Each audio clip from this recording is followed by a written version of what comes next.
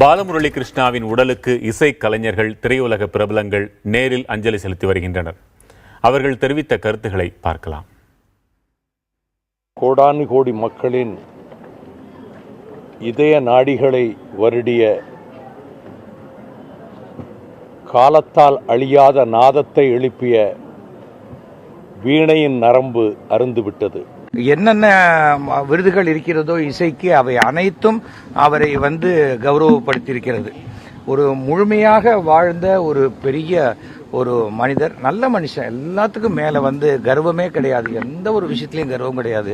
And ஒரு கர்நாடக இசை என்பது அது விஷயம் தெரிஞ்சவங்களுக்கு மட்டும் புரியும் அப்படிங்கிறத தாண்டி பாமர மக்களுக்கும் புரியக்கூடிய அளவுக்கு எடுத்து சென்றவர் பாலமுரளி கிருஷ்ணா என்றால் அது மிகையாகாது. கர்நாடக சங்கீத உலகத்தில் அவர் பீஷ்மர். பத்ம விபூஷன் விருது இல்லை, அதுக்கு மேலேயும் ஒரு விருது கொடுக்கலாம், அதுக்குள்ளே அவர் போயிட்டார்.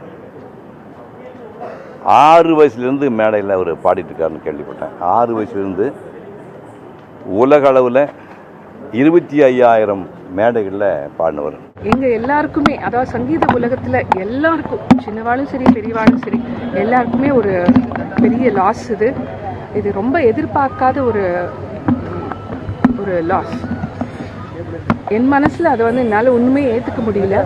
அவர் இப்போ பார்த்த உடனே தான் சரி உண்மை, இந்த ஒரு நியூஸ் உண்மைன்றது எனக்கு உரைச்சிது. இப்போ தான் இசை உலக இழப்புன்னு சொன்னால் அது ஒரு பர்ஃபார்மராக மட்டுமல்ல, அவர் ஒரு பெரிய ஒரு மகா வாக்கியக்காரர். அந்த ஹிஸ்ட்ரி இல்லை, அவருடைய கான்ட்ரிபியூஷன்ஸ் டு கர்நாடிக் மியூசிக் ஒரு பெரிய அளவில் இருக்குது. இன்னும் அது செஞ்சுரிஸுக்கு அது பேசப்படும், அது பாடப்படும். சினிமா உலகத்துக்கு பெரிய இழப்பு, கர்நாடக இசை கலைஞர்களுக்கெல்லாம் பெரிய இழப்பு. எவ்வளோ பேர் அவரால் குறைச்சிட்டு இருந்தாங்க, எவ்வளோ பேருக்கு அவர் குருவாக இருந்திருக்கிறாரு. இவளுக்கு எனக்கு இன்னும் கூட ஞாபகம் இருக்குது, எங்கள் குருநாதர் அபூர்வ ராகங்கள் படம் பண்ணும்போது ஃபோன் பண்ணி, அண்ணன் இந்த மாதிரி அபூர்வ ராகங்கள் படம் பண்ணுறேன், ஒரு அபூர்வமான ஒரு ராகம் வேணும் எனக்கு, அப்படி இவர்கிட்ட தான் கேட்டு அறிஞ்சார். மியூசிக்கலி நம்ம யாருமே அவரை மிஸ் பண்ண மாட்டோம். ஏன்னா கார்த்தால எழுந்துக்கிற டைம்லேருந்து அப்படியே இன்வாலண்ட்ரி அல்ல, ரத்தத்தில் ஊறி போன சங்கீதம் குருஜியோட சங்கீதம்.